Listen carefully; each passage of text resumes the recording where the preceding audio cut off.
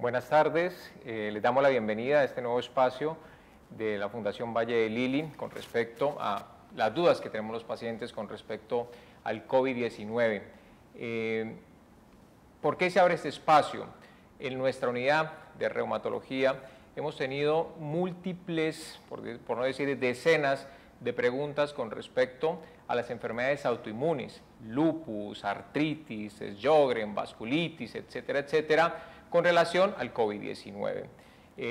Por esa razón, el día de hoy con el doctor Pablo Moncada, internista, reumatólogo aquí en la unidad, que trabaja con mucha frecuencia con nosotros en los pacientes de autoinmunidad, hemos querido dar este espacio para poder o tratar de resolver algunas de las dudas que tengamos con nuestros pacientes y con nuestros usuarios. De esta forma, esperamos que en los siguientes 45, 50 minutos sean de utilidad y que lo aprovechen al máximo con sus preguntas. Doy el saludo al doctor Pablo Moncada. Muchísimas gracias, doctor, por estar acá el día de hoy.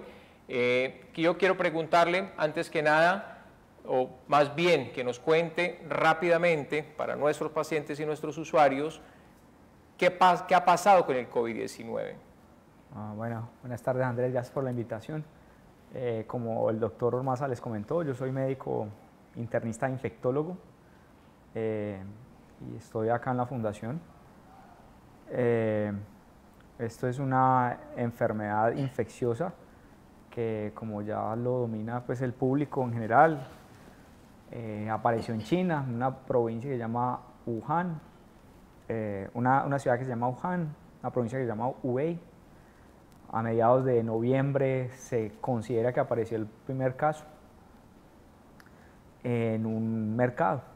Resulta que esta infección, esta epidemia, se esparció rápidamente a través del mundo y ya en ese momento tenemos más de 3 millones de casos, de los cuales en Colombia estamos cerca de los 9.000. La mortalidad es muy interesante y ha sido muy variable de acuerdo al área geográfica, la región, al país, lo cual nos tiene aún perplejos por el comportamiento que no es constante en los diferentes sitios.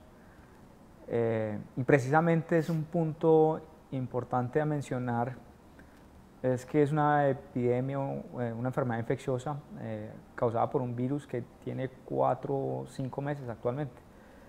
Y en ese orden de ideas, la información que se ha adquirido ha sido muy rápida y ha sido muy abundante. No obstante, eso no quiere decir que todas las respuestas las tengamos en este momento. Y lo que yo pueda decir hoy o recomendar hoy, o lo que Andrés pueda recomendar hoy o decir hoy en términos de protección, prevención, diagnóstico, terapéutica, inclusive la vacuna, no vaya a cambiar en un mes, en 15 días, en 20 días. Es totalmente dinámico por la velocidad con que se ha dado esta inicialmente epidemia, ahorita pandemia. Es un virus que los virus se diferencian entre el material genético el cual tiene, que es RNA o DNA. Este es un virus RNA, es un virus grande comparado con el resto de virus. Tiene una particularidad muy importante, es que tiene una cápsula externa de proteínas. Esa cápsula externa de proteínas que tiene una especie, en inglés el nombre es spike, pero en español la traducción es como un chuzo, unos chuzitos que son específicos y se adhieren a diferentes receptores que están dentro del organismo. En este caso es un receptor que tenemos principalmente en el pulmón, pero puede estar en diferentes tejidos y eso aparentemente tiene que ver con la diversidad de síntomas clínicos y afectaciones que puede presentar, especialmente pulmón primordialmente, pero también ha afectado riñón, afecta el cerebro, afecta el corazón en un porcentaje de individuos. Esa proteína, como les dije, tiene esa afinidad por el receptor puntual, es donde se plantea una posible vacuna en un futuro. Y también es importante tenerla presente porque el lavado de manos frecuente y con el uso de jabones y alcoholes en su defecto desnaturaliza esa cápsula, esa cubierta externa y disminuye la transmisibilidad del virus. De ahí la importancia que se ha hecho en los medios de comunicación por diferentes entidades nacionales, internacionales, en el lavado de manos, el distanciamiento y el uso pues, de las medidas de protección específicas. Como les digo, es un virus que apenas estamos empezándolo a entender, hay todavía muchas dudas, hay todavía muchas interrogantes. Afortunadamente en nuestro país la epidemia de alguna u otra manera se ha comportado no benigna, pero la tasa de crecimiento ha sido menor con respecto a otros países, lo cual ha sido muy bueno. No obstante, la mortalidad sigue siendo considerable en un grupo de población que es la población mayor de 60, 70 años y que aparte de eso tiene comorbilidades.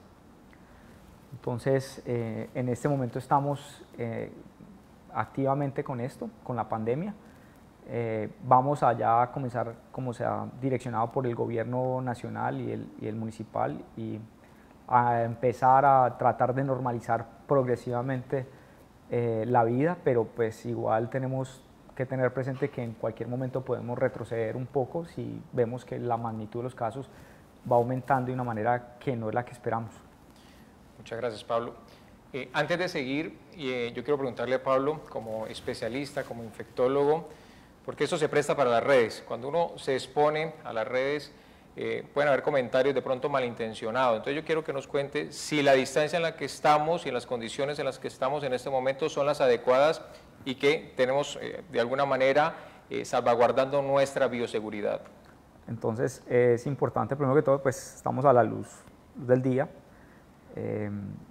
lo cual la transmisibilidad en este ámbito es menor.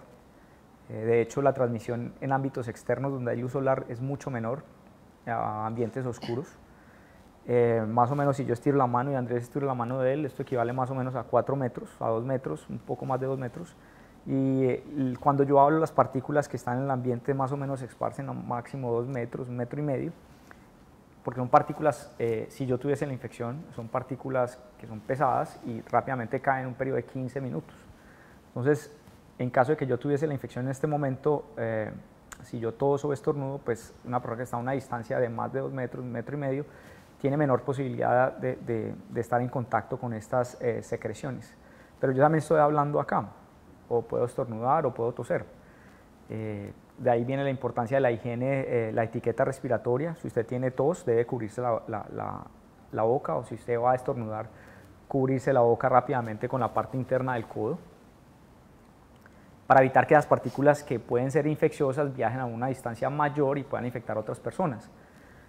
Pero al hablar, yo también estoy, partículas, secreciones respiratorias están cayendo a mi alrededor, y estas partículas quedan adheridas hasta a superficies inertes. La importancia también de estar en contacto permanente y limpieza permanente de las manos y de áreas donde uno está, donde el computador, superficies que tienen alto tráfico. O sea que, para concluir, en este momento tenemos un umbral de seguridad importante, y esta es la distancia que yo debo tener. Obviamente, si el doctor o yo tuviésemos tapabocas, pues disminuye de todos modos la transmisibilidad. Algo que tenemos que tener muy presente, Andrés, es que las medidas, como en la vida, nada es absoluto. Entonces hay un umbral de protección, pero siempre puede haber un sí y un no. Y eso es una de las condiciones de las enfermedades infecciosas, que no es nada, y como la vida, no es nada absoluto, siempre hay un grado de variabilidad. Bueno, perfecto. Entonces estamos cumpliendo con las normas de seguridad, que es algo muy importante, a lo que invitamos a nuestros pacientes y a nuestros usuarios que lo hagan, que estén pendientes de cuáles son las normas de bioseguridad que el gobierno y los entes encargados nos digan día a día. Antes de empezar con este abrebocas, yo creo que el doctor Pablo Moncada nos ha sido claro con respecto al COVID-19, y yo sé que todos ustedes cada día reciben toneladas de información con respecto al virus.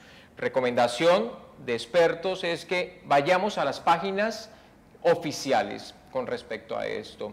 Hay muchas noticias falsas con respecto a eso que no hacen sino generar el miedo, el susto, esa incertidumbre, que yo creo que en estos momentos de pandemia no son necesarios ni lo necesitamos. Volvamos entonces al tema nuestro, enfermedades autoinmunes y COVID-19. Quiero empezar diciendo que ya se han hecho algunas encuestas y estudios y algunas descripciones de pacientes o en países donde el COVID-19 ha sido muy importante. Y cada vez nosotros los reumatólogos encontramos que las enfermedades autoinmunes como tal no son un factor de riesgo para tener COVID-19 o para tener peores desenlaces. Actualmente, por iniciativa de un reumatólogo australiano, existe una alianza global de reumatólogos donde nosotros, a nivel mundial, estamos incluyendo pacientes nuestros con patologías autoinmunes y que tengan COVID-19. Y hasta el momento no van más de 800 pacientes. Eso quiere decir que el porcentaje de población con respecto a la población general y que tiene enfermedades autoinmunes no es superior, ¿de acuerdo? Quiero empezar diciendo esto porque muchos de nuestros pacientes se asustan al tener una enfermedad autoinmune como tal. Y autoinmune no es igual a inmunodeficiencia, es decir, tener una enfermedad autoinmune no significa que yo soy inmunodeficiente, que eso es una condición diferente, ¿de acuerdo?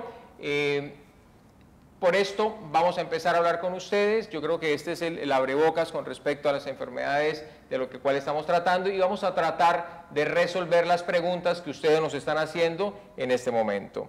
La primera pregunta es, ¿qué tan cierto es que los pacientes que tomamos hidroxicloroquina estamos protegidos? ¿Quieres contestar, Pablo?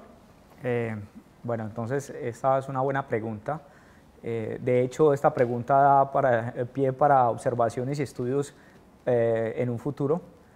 En este momento se están utilizando los antimaláricos, es decir, la cloroquina y la hidroxicloroquina, que fueron medicamentos que vienen derivados de plantas y tienen actividad contra el paludismo, contra la malaria.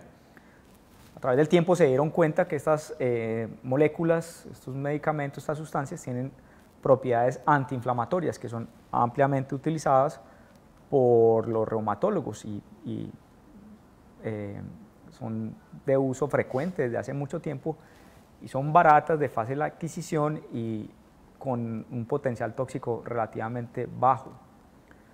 Entonces, en la epidemia del 2002 de SARS inicial, SARS coronavirus 1 y la del MERS, estos virus se estudiaron y se expusieron a diferentes sustancias y in vitro, es decir, en laboratorio se dieron cuenta que estas sustancias inhibían la replicación del virus bajo unas condiciones puntuales.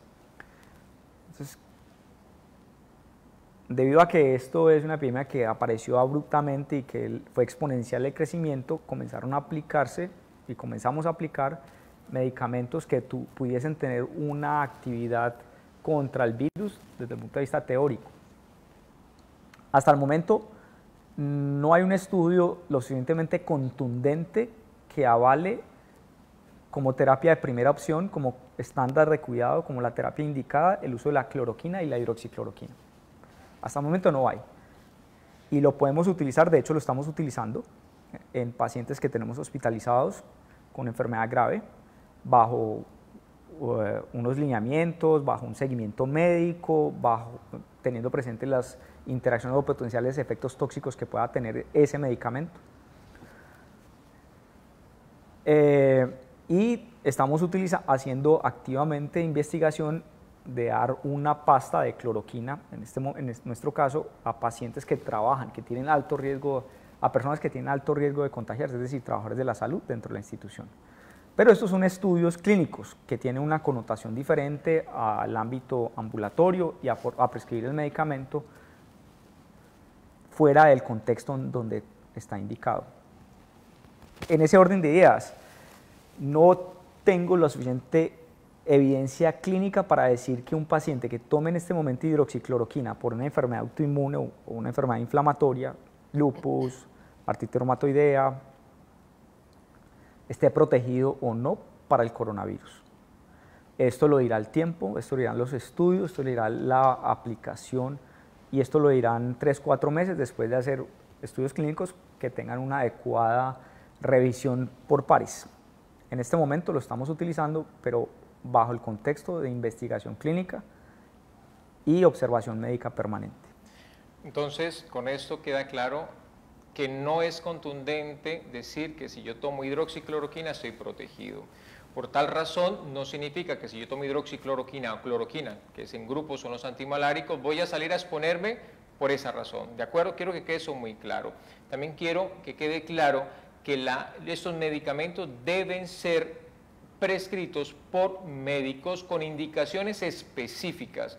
Actualmente tenemos un problema con los pacientes que toman con artritis o lupus porque están desabastecidos de ese medicamento.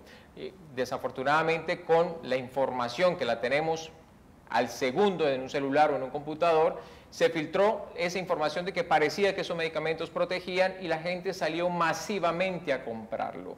Entonces, quiero que quede claro que tiene que ser prescrito y además porque, aunque bien es cierto que sus efectos adversos son bajos, pueden potenciarse con otros medicamentos e inclusive poner en peligro la vida de los pacientes. Entonces, tiene que ser juiciosamente evaluado por un médico para poderlo prescribir. ¿De acuerdo? Seguimos con la siguiente pregunta. ¿Tienes algo más que decir y aportar con la hidroxicloroquina y la cloroquina? El sentido común, lo que saben todos los pacientes, la automedicación no debe hacerse y todo medicamento tiene potencial efecto tóxico. Total. Bueno, un paciente con diagnóstico de lupus puede verse más afectado de contagiarse del COVID-19, ya lo dijimos anteriormente, regularmente por ser un paciente con enfermedad autoinmune no significa que esté más expuesto a una enfermedad tipo COVID-19. Sin embargo, si es un paciente que está recibiendo medicamentos inmunomoduladora a dosis altas, como en el caso de los corticosteroides, cuando van por encima de 20 miligramos diarios de prednisolona o a dosis ajustadas a esto, pues pueden tener un defecto producido por ese medicamento para bajar un poco las defensas, es decir, pueden estar más expuestos, ¿de acuerdo?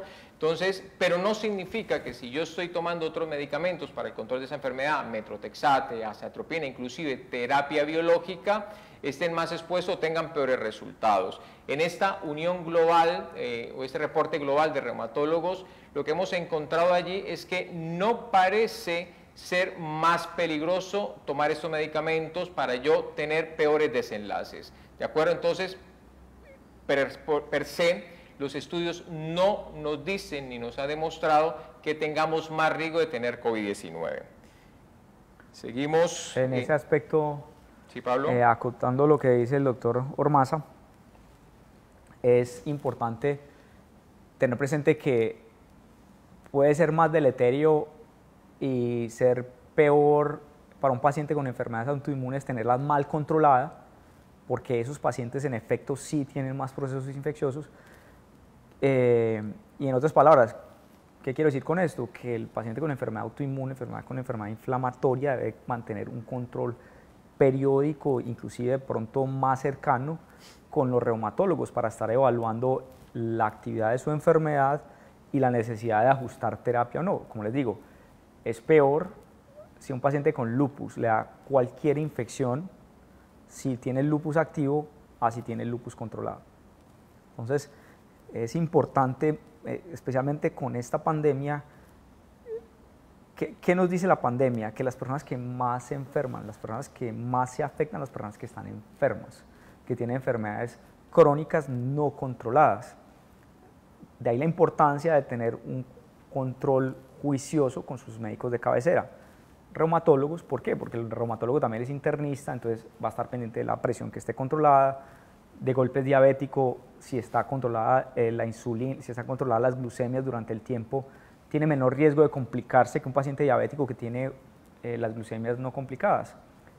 A su vez también es importante tener el lupus, la artritis reumatoidea controlada. Esto de por sí, inclusive hasta con la terapia, se enferman menos y se infectan menos que el que tiene una enfermedad autoinmune no controlada. Total. Entonces, recomendación importante, no suspender medicamentos, hablar con sus reumatólogos. Es más importante tener la enfermedad controlada que suspenderlo. Así que, por favor, visiten a sus reumatólogos, hagan la pregunta que sean necesarias, pero no suspendan el tratamiento.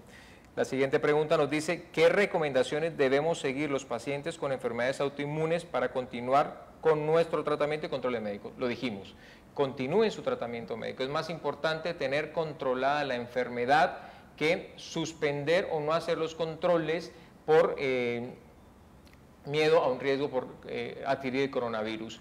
De todas formas, en el mundo la telemedicina ha ganado un papel importante para poder controlar a nuestros pacientes. Aquí en la Fundación, hablo específicamente de reumatología, hemos atendido más de 130 pacientes solamente en el mes de abril por telemedicina, y cada vez vamos incrementando aún más ese número de pacientes. Sin embargo, nosotros no hemos parado el control de nuestros pacientes, siempre y cuando ellos y nosotros sigamos las recomendaciones de bioseguridad, vamos a estar seguros. Y reitero, es más importante tener controlada la enfermedad que el riesgo que podamos contraer un COVID-19 en ese aspecto. Cuando salga la vacuna contra el COVID, doctor Pablo, ¿las personas con lupus se podrían vacunar? Bueno, entonces las preguntas están muy buenas. Y realmente, antes de responder la pregunta, me gustaría de todos modos promover la vacunación dentro de la comunidad. Recuerden que la vacuna no es únicamente para los menores de 10 años. Las vacunas tienen unas indicaciones en adultos y están claramente establecidas. Un adulto de más de 30 años debe tener un refuerzo de diferentes vacunas, especialmente y más si tiene más de 50 años y tiene comorbilidades. En este momento, una de las vacunas más importantes que cada individuo debe recibir es la vacuna de la influenza, porque estamos en época de influenza. Esta vacuna es fácilmente asequible, está dentro de la vacunación de nuestra institución y tiene un costo que es moderado, no es un costo alto. Entonces yo exhorto a la comunidad a actualizar su esquema de inmunización, especialmente con influenza y especialmente contra enfermedades respiratorias. Hay unas contraindicaciones para las vacunas. Claramente los infectólogos y los internistas tenemos definido el tipo de vacuna. Entonces hay vacunas que son de partículas del microorganismo o el mismo microorganismo que está inactivo. Eso se llama inactivos o muertos. Y las vacunas de microorganismos que son vivos. Usualmente en pacientes con algún grado de inmunosupresión, uno evita al máximo las vacunas de microorganismos vivos y utiliza las vacunas de fragmentos o microorganismos muertos. Específicamente hablando del coronavirus, todas las vacunas que se están desarrollando, porque hay diferentes tecnologías, hay unas que dependen de DNA, otras que son recombinantes, hay otras que son fragmentos del virus, una tecnología que se está dando pasos muy avanzados, teóricamente se podrían aplicar a todas las personas.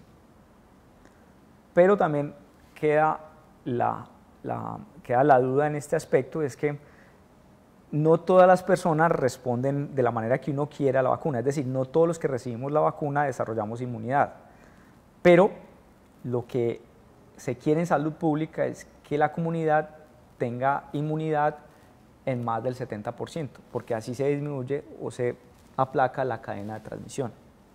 Entonces, cuando salga la vacuna, lo que vamos a tener que hacer es aplicar a la mayoría de personas, y si alguna persona por X o Y motivo no la puede recibir, pues de todos modos, desde que la comunidad se esté vacunando, el riesgo para esa persona es mucho menor. Perfecto, entonces influenza, sobre todo para evitar que haya más gripe, confundamos un poco con el coronavirus, o haya coinfección. Influenza y neumococo, y ahí sí tengo que promocionar el servicio de infectología, que de hecho este tipo de consulta es muy fácilmente aplicable para teleconsulta. Claro. Uno rápidamente evaluar el esquema de vacunación que esa persona tiene, y de acuerdo a sus características sociodemográficas se indicarían diferentes vacunas. Perfecto. Es muy importante tener este esquema actualizado al momento, especialmente para adultos mayores de 50 años. Y ya nos tocará esperar para saber qué tipo de vacuna es la que nos vamos a sacar con el COVID-19 para definir si posiblemente nuestros pacientes puedan recibirlo, ¿no? Eso es algo interesante en este momento, más o menos. en 2 minutos los pongo en contexto. Este virus es diferente al VIH. El VIH apareció en el 81 y hoy es 2020 y todavía no tenemos una vacuna específica. A diferencia del virus del VIH, el virus del coronavirus es un virus que tiene más potenciales para desarrollar una vacuna efectiva. No obstante, pues llevamos 20 años, 30 años, no hemos podido desarrollar la vacuna del VIH, pero llevamos 4 meses y ya hay 5 o 6 vacunas que se están implementando en estudios preclínicos. ¿De acuerdo? Es decir, que si todo va bien y se cumplen las expectativas de los diferentes laboratorios, es probable que tengamos una vacuna en 12 a 18 meses, no antes. De acuerdo. Es decir, que vamos a tener este tiempo de 12 a 18 meses viviendo más o menos en las condiciones que estamos en este momento. Perfecto. La siguiente pregunta es, ¿qué va a pasar con los pacientes que necesitamos hidroxicloroquina si hay desabastecimiento? ¿Se podrá cambiar este medicamento? Mire, los antimaláricos en muchos pacientes son suficientes para poder lograr controlar las enfermedades autoinmunes. Dependiendo de cuál sea la enfermedad, puede servir como tratamiento solo o puede servir como coayudante, es decir, para ayudar a controlar que el sistema inmune esté lo más quieto posible y evitar hacer daño. Pero esa respuesta se la tiene que dar su médico tratante, ¿de acuerdo? Hay que evaluar en qué momento de la enfermedad se encuentran, si están en remisión, si están activos o si los antimaláricos han sido necesarios e indispensables para el tratamiento. Posiblemente no vamos a poderlo cambiar y allí sería un llamado a las entidades de salud para que puedan suministrar el medicamento de forma adecuada. Yo creo que se ha parado un poco ese desborde de compra de estos antimaláricos, afortunadamente, y pensaría que el abastecimiento va a ser mejor en las próximas semanas. Bueno, seguimos. Soy un paciente con lupus, cuando me toca salir llego muy cansado, dolor en el cuerpo, fiebre, eso es normal en mi condición. Bueno, el síndrome de fatiga crónica asociado a enfermedades autoinmunes ha sido un dolor de cabeza para los reumatólogos, no solamente en Colombia, sino en el mundo. No sabemos, pareciera que hay algo a nivel intracelular, a nivel mitocondrial, que se altera en las enfermedades autoinmunes. Entonces, muy probablemente vamos a necesitar unas condiciones diferentes para poder mejorar el estado físico de los pacientes, más actividad física de rehabilitación, posiblemente ejercicios de meditación, etcétera, etcétera. Pero quizás lo más importante para este paciente es evaluar que no esté en una crisis de su enfermedad, porque muchos pacientes cuando están en crisis su cansancio aumenta, se incrementa, les cuesta trabajo llegar al final del día. Entonces, recomendación, habla con tu reumatólogo, cuéntale, evalúen que no estés en una actividad de la enfermedad y si es necesario ajustar el tratamiento. Seguimos. ¿Qué afectación puede causar el COVID-19 en los diagnosticados con fibromialgia? Bueno, no hay mucho con respecto al tema, sin embargo, y yo creo que Pablo está de acuerdo conmigo, después de los virus cualquier cosa puede pasar. Si uno tiene una predisposición a tener un dolor o la dificultad de controlar el dolor frente a cualquier estímulo, los virus suelen empeorar esto. Pero no hay nada descrito con fibromialgia y COVID-19 por el momento. Habrá que esperar, es una enfermedad relativamente nueva, estamos hablando de diciembre para acá, llevamos 5 meses, ya vamos entrando al 6º mes, y las condiciones con respecto a cuáles van a ser las secuelas a largo plazo, nos lo va a decir el tiempo. Por el momento, esperemos que los pacientes que tengan fibromialgia o esa predisposición a tener una percepción del dolor un poco más aumentado, no estén infectados y si estamos así, pues poderlos controlar con las diferentes alternativas medicamentosas de tratamiento que tenemos. Hacer ejercicio está recomendable, siempre está recomendable en todas las enfermedades, siempre y cuando no se hagan daño. Yo no sé si a Pablo le ha pasado, pero cuando uno le dice a los pacientes, oye, haz algo de ejercicio, llegan a las 2 semanas vuelto nada porque subieron el cerro de las 3 cruces cuando nunca antes había hecho ejercicio. Hacer ejercicio modulado, guiado, es la mejor forma de hacerlo, pero siempre el ejercicio mejora el sistema inmunológico y eso está plenamente demostrado. ¿Qué cuidados especiales debe tener un adulto mayor de 80 años con artritis reumatoide que está siendo tratado con prednisolona y metotrexate? ¿Tienes alguna...? No, yo creo que de nuevo recalcar la importancia de tener todas las enfermedades crónicas controladas. Entonces, eso sí está claramente demostrado que el hipertenso, cuando le da coronavirus, se complica más si la hipertensión no está controlada o si tiene daño de órgano blanco. Yo estoy de acuerdo Y con Pablo. en eso obviamente ya por tener más de 60 años y por tener enfermedades, comorbilidades, ya es un individuo de alto riesgo y esta persona ya debe tener un aislamiento mucho más draconiano que una persona que no tiene comorbilidades. Esto pues desafortunadamente es así. Pero puntualmente yo diría que es básicamente seguir las recomendaciones de sus médicos tratantes y mantenerse controlado. Y la vacunación que mencionamos ahorita. Total. Se los digo a mis pacientes con frecuencia. No es la artritis reumatoide, no es el metotrexate, no es la prednisolona, que estoy seguro que no la debe recibir a dosis muy altas. Lo que más genera el riesgo en un paciente de 80 años es su edad y seguramente alguna otra comorbilidad. En este sentido, el paciente tiene que seguir todas las recomendaciones de bioseguridad, uso de tapabocas, lavado de manos, etcétera, etcétera, que es lo que día a día por todas las redes nos están inundando y nos están diciendo y que debemos seguir. ¿De acuerdo? Entonces, cuidémonos más y quizás es durante todo el año, pienso yo, Pablo. Sí, hasta este momento yo creo que tenemos que ir haciendo un acto de conciencia, que esto definitivamente no se va a ir en 3 meses ni en 2 meses. Hasta que no tengamos la vacuna, más o menos ya mencioné que es un año, año y medio, y antes terapéutica efectiva, hay en este momento el medicamento que más potencial tiene se llama Remdesivir, pero pues apenas estamos comprobando que en efecto sea útil, y de ahí a que esté ampliamente asequible en nuestro país y en todo el mundo es un periodo de producción, de distribución, 3, 4, 5 meses, si se logra determinar que en efecto tenga utilidad y en qué pacientes va a tener utilidad. O sea que por ahora esto va a estar todavía en nuestro día a día, hasta que no alcancemos un 70% de inmunidad en la comunidad, vamos a tener riesgo de adquirir la infección, y de ahí la importancia que los pacientes con alto riesgo de complicarse observen todas las precauciones que deben de tener: uso de tapabocas, lavado de manos, aislamiento protector, evitar contacto con personas de alto riesgo. Entonces sí, desafortunadamente es algo que tenemos que ir digeriendo y más o menos 1 año a 2 años vamos a estar. Perfecto. Pablo, nos dicen acá, favor hablar del uso prolongado de tapabocas. ¿Existe riesgo de hipoxia? A ver, la respuesta puntual es no, no hay riesgo de hipoxia.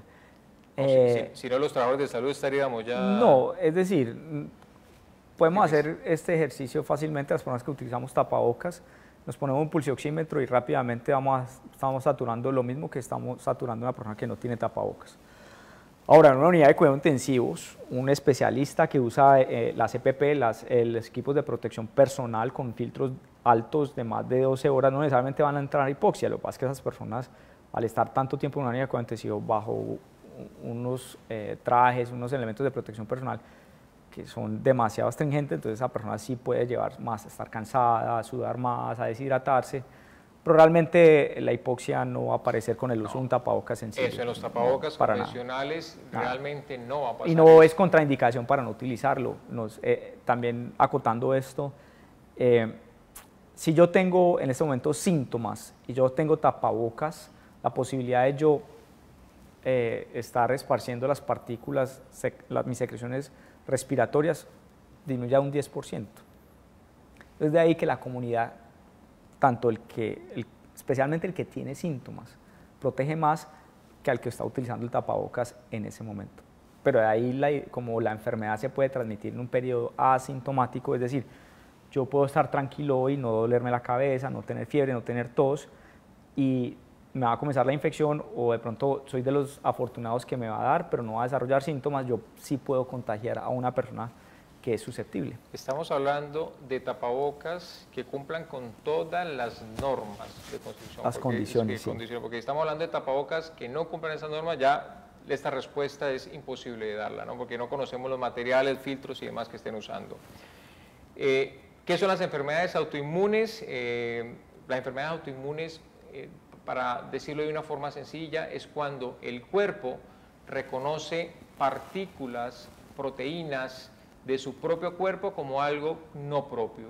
Es decir, el sistema inmune está hecho para controlarnos de agentes extraños, virus, bacterias, hongos, parásitos, tóxicos, células extrañas como tal, que ocurren en los organismos frecuentemente, pero por alguna razón se equivocan, ya sea por una predisposición genética, que regularmente lo que ocurre, se altera y estas defensas nuestras van por nosotros mismos, se vuelve nuestro propio enemigo y termina haciendo daño a nuestros diferentes sistemas orgánicos. Y algo parecido es lo que termina sucediendo con el COVID, es decir, el virus en sí no es el que causa tanto daño, Pablo, es el sistema inmunológico que parece estar muy exagerado, muy exaltado, lo que termina haciendo más daño. ¿Puedes hablarnos de eso? Sí.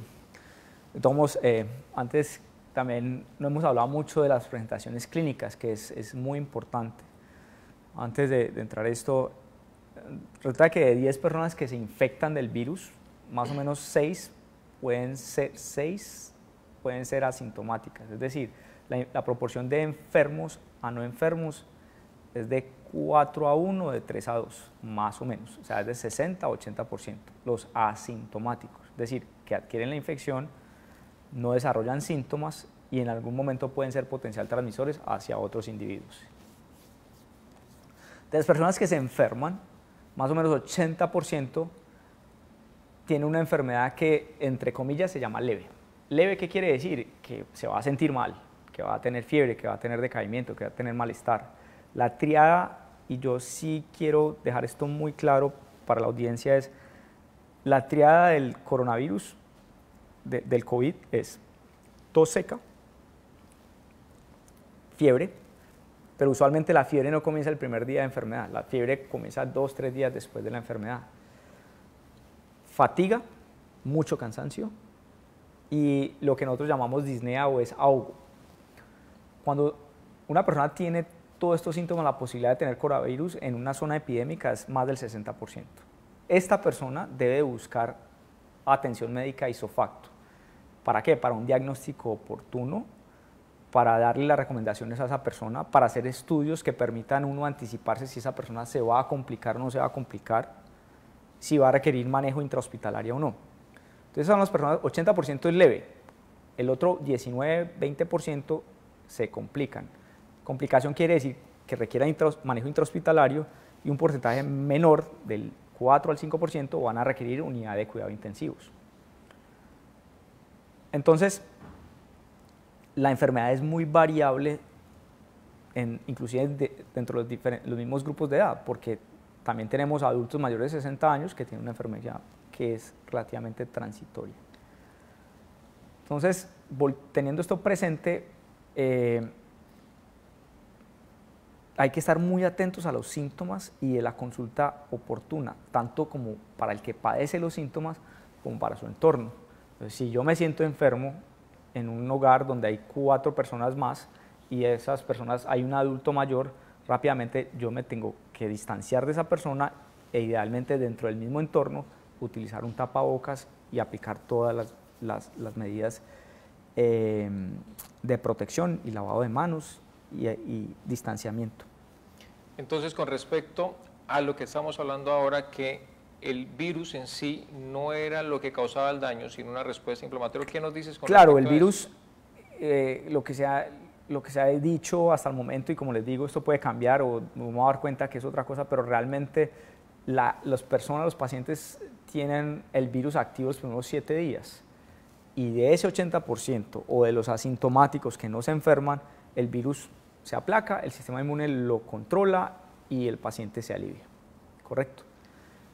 Pero hay unos individuos que después del 7º o el 8º día, que es el punto de inflexión de la enfermedad, es cuando uno más o menos se va a dar cuenta qué paciente se va a deteriorar más. Que son estos pacientes mayores edad, que que tienen comorbilidades, que años, comienzan, aunque no quiere decir que, y esto hay que decirlo también en la comunidad, pueden presentarse personas de 20, 30 o 40 años que se complican, claro, como los hemos tenido.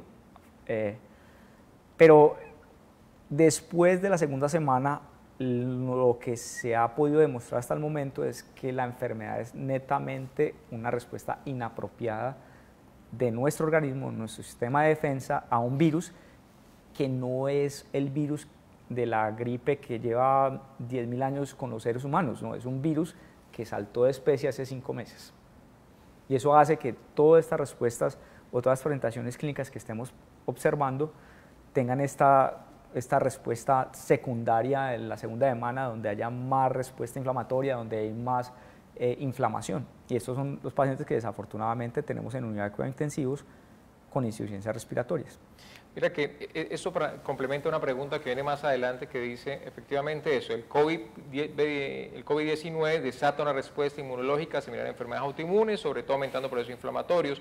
Esto hace que algunos medicamentos para esta enfermedad funcionen en algunos casos de COVID-19. Efectivamente, muchos de los medicamentos o de los fármacos que se han utilizado en diferentes estudios y casi que muchos de ellos por desesperación para poderlos tratar tienen que ver con terapias para enfermedades autoinmunes.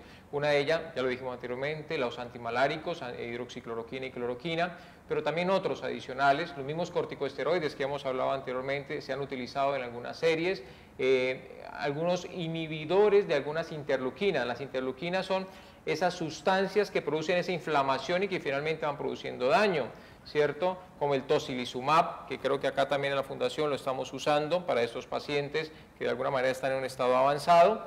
Y digamos que esa tormenta de citoquinas que causa el virus o que causa el cuerpo tratando de eliminarlo, puede estar de alguna manera o puede controlarse con esos medicamentos, ¿de acuerdo? Entonces sí tiene algo que ver con lo que ha dicho el doctor Pablo anteriormente. De nuevo reitero y creo que lo voy a repetir mucho, o ya lo he repetido mucho, todas estas terapias no tienen un sustento clínico epidemiológico de estudios doble ciegos controlados que avalen como estándar de cuidado, como cuidado estándar, el uso de esteroides o tocilizumab o hidroxicloroquina o remdesivir inclusive. Es decir, que en este momento, mes 5, mes 6, después de la aparición de la enfermedad, todavía no tenemos una terapia estándar o establecida que tengamos certeza que lo que estamos dando tenga utilidad. Sin embargo, no quiere decir que no vamos a utilizar terapias y de ahí estamos implementando estudios comparando pacientes que reciben o que no reciben. Es la única manera de saber qué nos puede ser útil para los pacientes. Correcto, y esto es aquí y a nivel mundial. No tenemos certeza, no hay estudios juiciosamente hechos porque es una epidemia, una pandemia muy reciente todavía. Correcto. Y esperaremos los resultados. Aquí nos dicen, nos puede dar recomendaciones para pacientes con artritis en cuarentena. Próximamente en el Instagram, Andrés Ormaza Reumatólogo, vamos a hablar con una fisiatra con respecto a eso, espero que se conecten allí. Dice, ¿qué recomendaciones adicionales puede brindar a los pacientes con síndrome de Sjögren con relación al COVID-19? Ojo con los pacientes de Sjögren. Los pacientes de Sjögren tienen sequedad, ojo seco, boca seca, mucosas secas, y eso hace que con alguna frecuencia se estén tocando con sus manos las mucosas. Entonces, la recomendación es mantener muy bien hidratados cada uno de estos sitios, los ojos, la boca, con las diferentes sustancias que tenemos análogas, pero evitar tocarse sin haber hecho un lavado previo exhaustivo cada una de estas mucosas porque puede aumentar el riesgo. Por lo demás, igual que la población en general. Hola, ¿cuáles son las alternativas de tratamiento a la hidroxicloroquina y micofenolato debido a sus nefastos efectos secundarios? Hay que hablar con tu médico tratante, saber cuál es la enfermedad y saber en qué momento está de la actividad de tu enfermedad. Es muy importante hablar con tu médico. Los veo desde México, saludos. Tengo el Sjögren recién diagnosticado en enero, perdí 7 kilogramos y mucho músculo. ¿Cómo puedo recuperar mi peso y masa muscular? Yo creo que se sale un poco del en vivo que tenemos el día de hoy, pero pues nos dejas tu dirección y con mucho gusto podemos interactuar contigo y darte algunas recomendaciones con respecto a esto. Es cierto que el metotrexate baja el sistema inmune, sufro de artritis y síndrome de Sjögren, ¿qué puedo hacer? El metotrexate es un inmunomodulador. Efectivamente, estas enfermedades, como le dijimos anteriormente, sus defensas o nuestras defensas producen sustancias que causan daño, ¿de acuerdo? Este metotrexate lo que hace es tratar de controlar y mantener ese sistema inmunológico lo más quieto posible.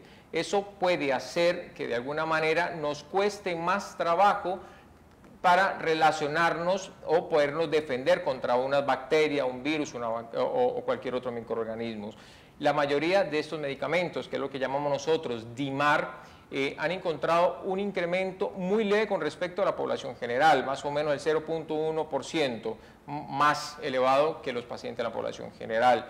¿De acuerdo? Sin embargo, en las diferentes descripciones que tenemos en este momento del coronavirus y pacientes que tomen metotrexate, no parece infectarse más, ¿de acuerdo? No parece ser peor, y eso es algo que quiero decirlo reiteradamente. Recientemente en la New England Journal publicaron una serie de 86 pacientes que tomaban este tipo de medicamentos, y los números que ha dicho Pablo con respecto a la población general son exactamente igual. Es decir, los pacientes que van ambulatoriamente son más del 70%, menos del 30% necesitan hospitalización.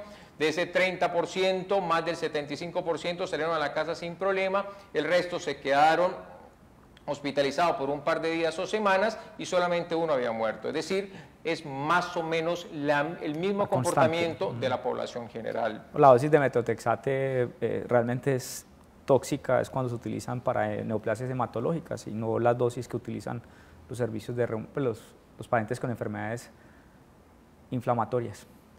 Dice, estoy recibiendo infliximab. ¿Significa esto que estoy inmunosuprimida por el tratamiento? Así a veces salga el hemograma normal.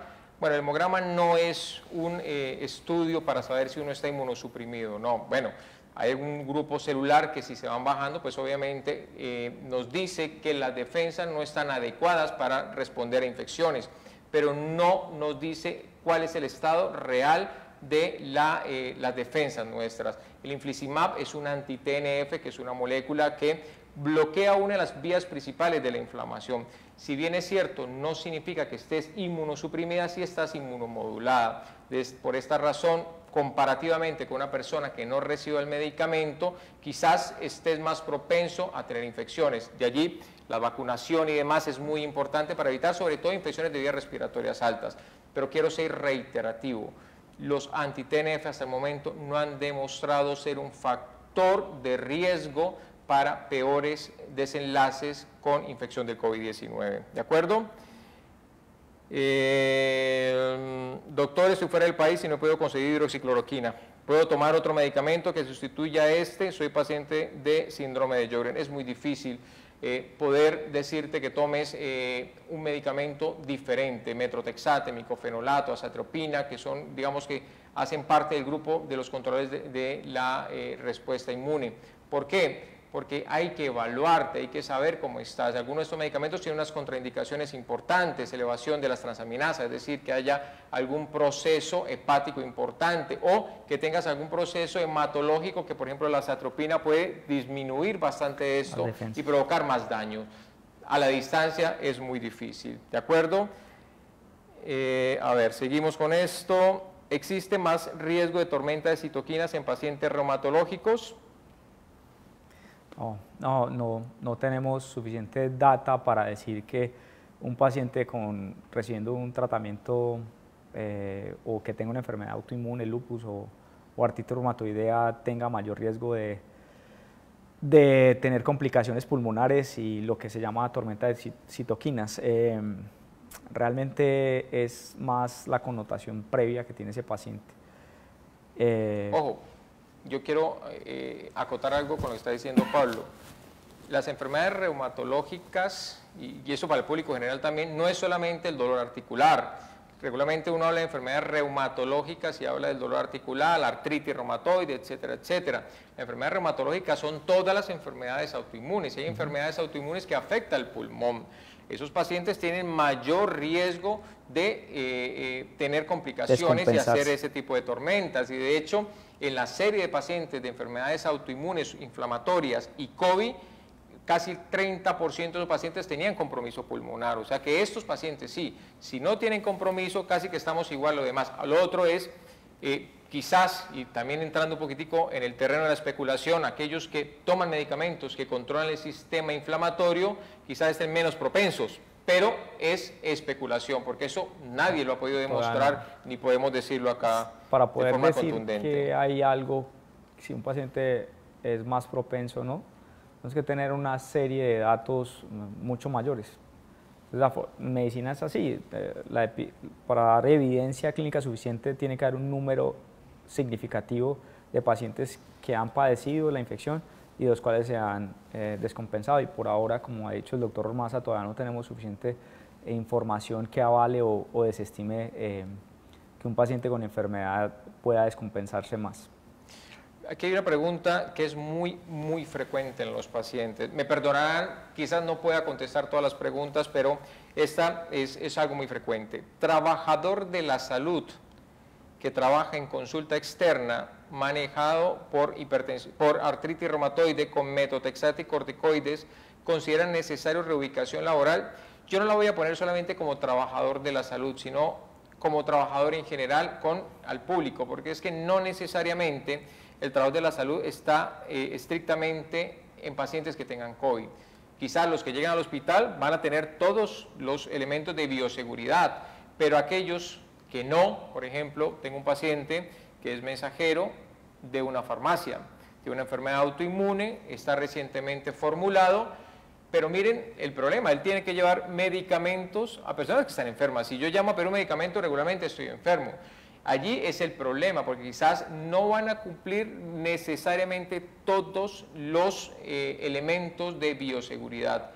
Pablo, ¿qué recomendación haría de esto con respecto a la pregunta que dice la paciente y con respecto a la parte laboral de todos los demás? Yo creo que es más o menos lo que el doctor Ormaza ha respondido con las preguntas puntuales. Cada caso hay que analizarlo en detalle y cada caso tiene que ser guiado por su médico en particular. Entonces, la persona que está trabajando, que hace la pregunta en un ámbito de consulta externa, hay que analizar otros datos, la edad, si sufre hipertensión, si ha tenido otras enfermedades, si tiene problemas del corazón, si tiene problemas pulmonares, y con eso, y su contacto con el público.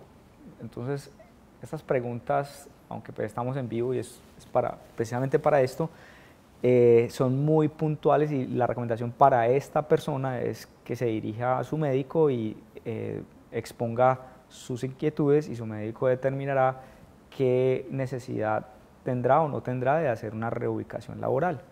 Total. Porque darla así en este momento sería algo un poco muy ambiguo. La medicina no se puede generalizar, sí. La medicina de personas, inclusive cuando yo trato a una persona hoy, 7 de mayo del 2020, quizás haya cambiado sus condiciones al 7 de agosto o al 7 de diciembre, sí. Cambian las condiciones, y esto debe ser evaluado por su médico para poder tomar decisiones con respecto a esto. Pablo, dos preguntas importantes. La primera, que dice aquí ¿qué es disnea? Tú hablaste de disnea ahora, dijiste que era dificultad para respirar, pero ¿cómo un paciente que no conoce este concepto puede decir, yo tengo disnea? Bueno, entonces,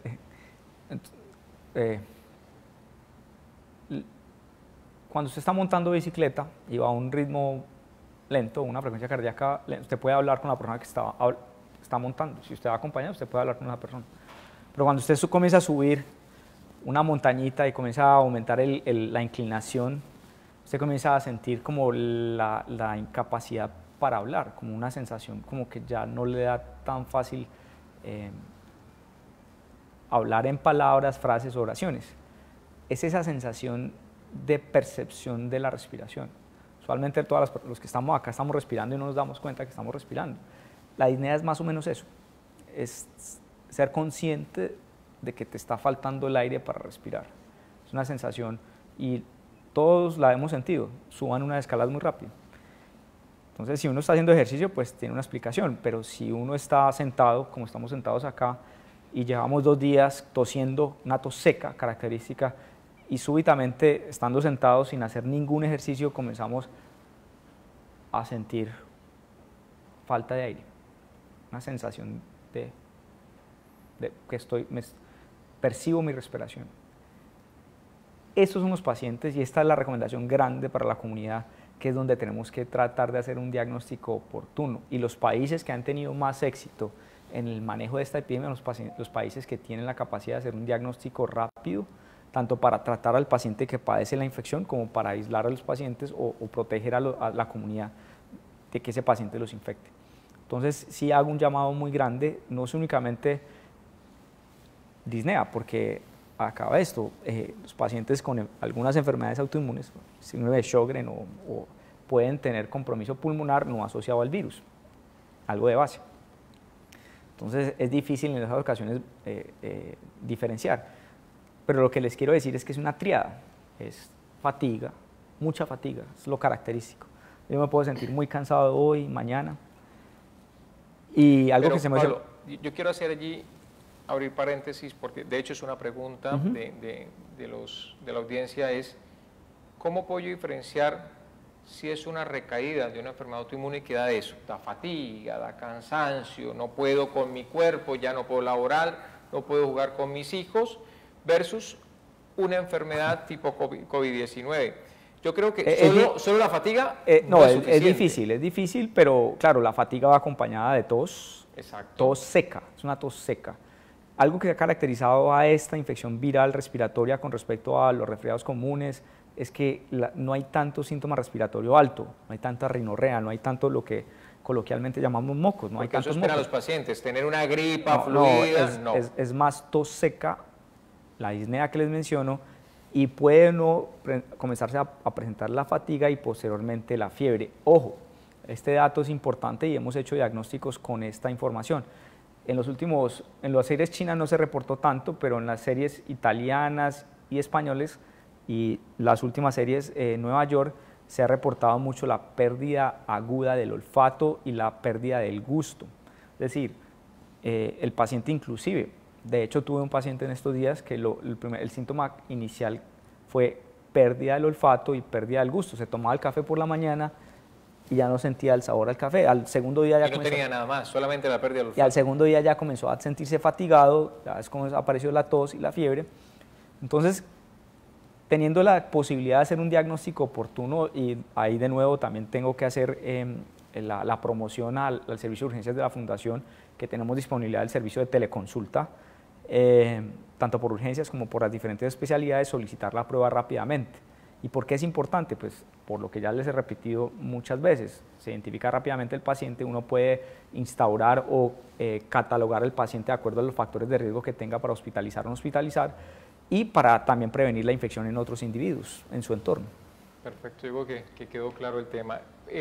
Tengo artritis, tengo tratamiento biológico, disminuí la prednisolona o la prednisona y metotrexate por miedo a la infección, pero creo que entré en crisis. Yo creo que ya lo dijimos con suficiencia. Sí, no está. En este momento prima la enfermedad de base, que en este caso es la artritis, o ya sea una espondiloartropatía o ya sea lupus, que el riesgo de tener el COVID-19. Seguramente la dosis que está recibiendo no es tan alta para que estés inmunosuprimido, ¿de acuerdo? Entonces no es una razón para hacerlo y pide cita con tu reumatólogo.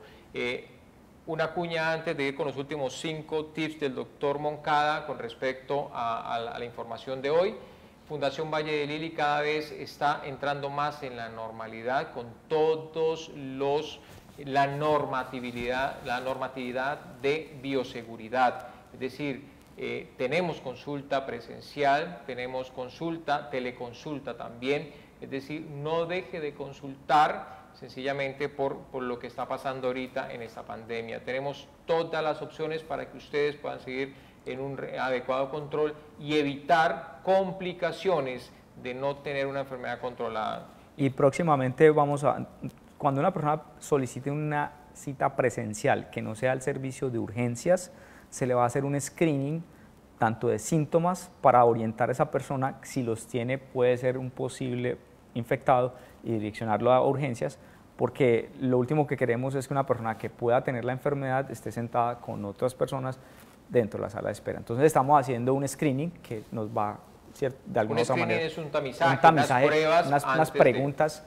evitando para determinar si esta persona puede o no asistir a consulta externa o si se debe dirigir directamente a urgencias. Y dos, próximamente vamos a tener personas en las entradas de la fundación, en los sitios de ingreso a la fundación, con termómetros.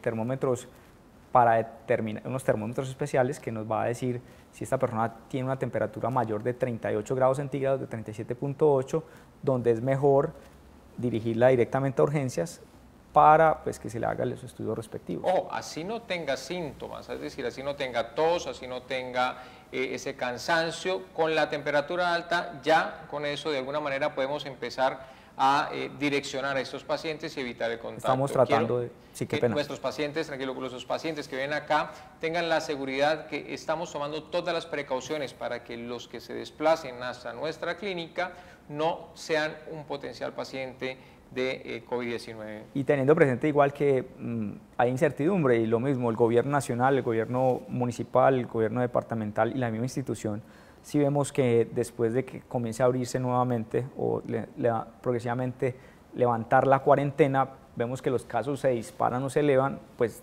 retornaremos a las medidas que estaban. Es decir, esto es lento, es como un acordeón, se va abriendo y se va cerrando, y de acuerdo a lo que vayamos observando en los transcurso de los días, vamos viendo qué más medidas o qué restricciones podemos levantar.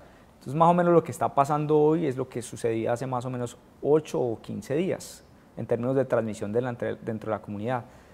Y en Colombia, a diferencia de muchos otros países, no hemos tenido un tiempo de replicación rápido. Es decir, que yo hoy tengo 500 casos y en 3 días estamos en 1000. No, en Colombia más o menos la replicación, el tiempo de doblaje de la enfermedad se está prolongando cada vez más, lo cual dice que hay un crecimiento aritmético y no logarítmico. Cuando está el crecimiento logarítmico es que se saturan los diferentes servicios de salud y hasta el momento hemos más o menos podido sortear la tormenta, sin decir que en 15 días, en un mes, podamos tener otras dificultades o nos toque hacer otros cambios. Llamado a la responsabilidad a nuestros usuarios, a sus familiares, comuniquen esto, sigan las recomendaciones, a pesar de que no ha sido tal el impacto a nuestro sistema de salud, puede pasar todavía. No podemos decir que no nos puede pasar algo como pasó en España, como pasó en Italia, como recientemente pasó o está pasando en Ecuador y ahorita pues en Estados Unidos. 5 tips, doctor Pablo Moncada. Bueno, entonces, primero que todo, esta pandemia nos ha enseñado a la humanidad que hay muchas soluciones a problemas graves. La telemedicina llegó para quedarse. Entonces hay que aprovechar la telemedicina, pero la telemedicina nunca va a suplir el acto médico presencial. Segundo, un paciente sano es un paciente menos proclive a complicarse por coronavirus. ¿Qué quiere decir sano? Un paciente que come bien, un paciente que hace ejercicio, siguiendo las recomendaciones puntuales de su característica, de su estado de salud de base, tomando sus medicamentos de hipertensión, recibiendo su droga de diabetes, es decir, una integralidad, que hay una salud integral que hace que ese paciente sea menos independiente de la edad, sea menos proclive de complicarse. Tercero, ahí va también la nutrición, la adecuada nutrición. Tercero, no podemos dejar de hacer énfasis en las medidas de aislamiento, de contacto, de distanciamiento social, de uso de tapabocas, tratar de sacar todos los mitos que han aparecido en relación al uso del tapabocas o el uso del lavado frecuente de manos. Estas son medidas que son indispensables para evitar el contagio dentro de la comunidad. Y no puedo dejar de hacer uso del tapabocas, lavado de manos permanente, etiqueta respiratoria, limpieza de superficies que tienen alto tráfico. Vamos 3, ¿cierto? Vacunación, es importante actualizar los esquemas de vacunación. Y quinto, no automedicarse y puntualmente para las enfermedades que maneja el doctor Andrés Ormaza y todo el servicio de reumatología, es tener un contacto y una comunicación permanente con su médico que le dé las recomendaciones de cuándo no debe de cambiar el medicamento, qué dosis o qué ajustes deben de realizarse. Correcto, yo creo que esto es muy bien resumido por el doctor Pablo. Recuerden, no por tener enfermedades autoinmunes significa que tienes mayor riesgo de tener COVID-19. Debes seguir de todas formas las medidas convencionales seguir las páginas oficiales para que siga las recomendaciones dadas por los entes que nos rigen frente a esto. La hidroxicloroquina y la cloroquina debe ser formulada por personal de salud, por favor. Eso tiene que quedar muy claro. No suspendas ni quites medicamentos cuando estamos hablando de enfermedades autoinmunes, porque al hacerlo te expones o se exponen a recaídas de la enfermedad que inclusive pueden ser peores que el mismo coronavirus. Las recomendaciones generales son las mismas, es decir, pacientes mayores de 60 años deben cuidarse más que el resto de la población en general, y eso está clarísimo. Y pacientes que tengan menos de 60 años deben seguir las recomendaciones que el doctor Pablo ha dicho con anterioridad. Espero que haya sido de su completa satisfacción esta charla que hemos tenido hoy. Se quedan muchas preguntas en el tintero, pero esperamos a vuelta a correo o a vuelta de este link podérselas responder en los próximos días. Con respecto a nutrición, que hubo una pregunta allí, y enfermedades autoinmunes y el confinamiento por el COVID-19, también vamos a estar hablando con la doctora Yaceli Charris más adelante, y de actividad física en confinamiento estaremos hablando con la doctora Obando, fisiatra también de la Fundación Valle Lili, para que estén pendientes. Un abrazo, muchas gracias, doctor Saludos Pablo, y muchas gracias. por su Muy bien, disposición. Andrés.